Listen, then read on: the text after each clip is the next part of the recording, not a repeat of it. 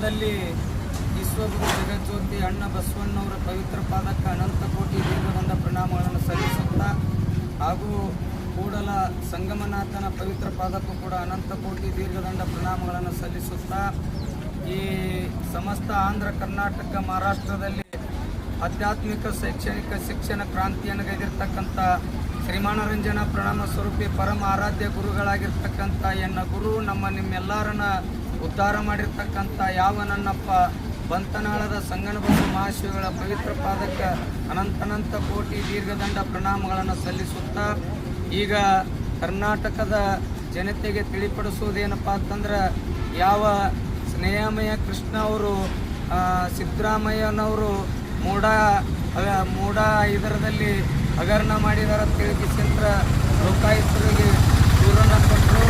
ಅದಕ್ಕೆ ಆ ಸ್ನೇಹಮಯ ಕೃಷ್ಣ ಅವರಿಗೆ ನಾವು ಹೇಳಲಕ್ಕಿಷ್ಟೇ ವಿನಂತಿ ಮಾಡ್ತೇವೆ. ಸಿದ್ದರಾಮಯ್ಯ ಸಾಹೇಬರು ಯಾವ ಮೂಡ ಹಗರಣ ಯಾವತ್ತೂ ಮಾಡಿಲ್ಲ, ಮಾಡೋದು ಇಲ್ಲ.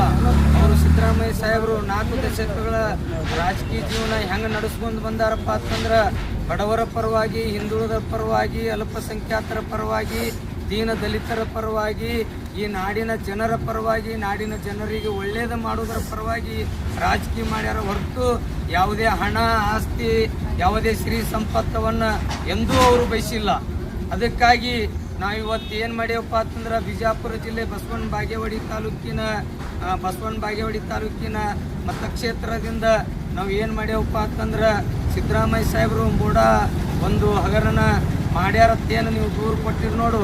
ಮತ್ತು ನೀವು ದೂರು ಕೊಟ್ಟಾಗ ಹೈಕೋರ್ಟ್ನು ಕೂಡ ಅದನ್ನು ನೀವು ಕೊಟ್ಟಿರ್ತಕ್ಕಂಥ ದೂರನ್ನು ಆಧರಿಸಿ ವಿಚಾರಣೆ ಹೊರಗೆ ಕೊಟ್ಟದು. ಏನು ಕೊಟ್ಟಾರಪ್ಪ ಅಂತಂದ್ರೆ ಹೈಕೋರ್ಟ್ ಸಿದ್ದರಾಮಯ್ಯ ಸಾಹೇಬರು ಮೂಡ ಹಗರಣದಲ್ಲಿ ಯಾವುದೇ ಆಗಿರ್ತಕ್ಕಂಥ ತಪ್ಪು ಮಾಡಿಲ್ಲ, ಅವ್ರದ್ದು ತಪ್ಪಿಲ್ಲ, ಈ ಕೇಸ್ ಇಲ್ಲಿಗೆ ಕೈ ಬಿಡ್ಬೇಕಂತೇಳಿ ತಮಗೆ ಹೈಕೋರ್ಟ್ ತೀರ್ಪನ್ನು ಕೊಟ್ಟರು ಕೂಡ ಸಿದ್ದರಾಮಯ್ಯ ಸಾಹೇಬರು ಮತ್ತೆ ಅವ್ರು ತಪ್ಪಿಸ್ತತ್ರ ಅಂತೇಳಿ ನೀವೇನು ಸುಳ್ಳು ಆರೋಪ ಮಾಡ್ಕೊತ ಹೊಂಟಿರಿ.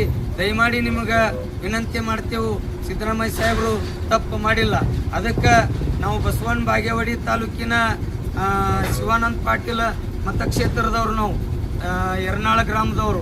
ಅದಕ್ಕೆ ನಾವು ಏನು ಹರಕೆ ಹೊತ್ತೇವಪ್ಪ ಅಂತಂದ್ರೆ ಕೂಡಲ ಸಂಗಮನಾಥಗ ಮತ್ತು ಬಸವಣ್ಣಪ್ಪಗ.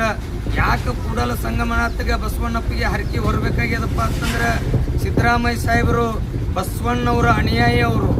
ಸಿದ್ದರಾಮಯ್ಯ ಸಾಹೇಬರು ಬಸವಣ್ಣವರ ಅನುಯಾಯಿ ಆದ ಸಂಬಂಧ ಬಸವಣ್ಣವರ ಪ್ರಥಮದಲ್ಲಿ ಯಾರಾದರೂ ಮುಖ್ಯಮಂತ್ರಿಗಳಾದಾಗ ಇಡೀ ಕರ್ನಾಟಕ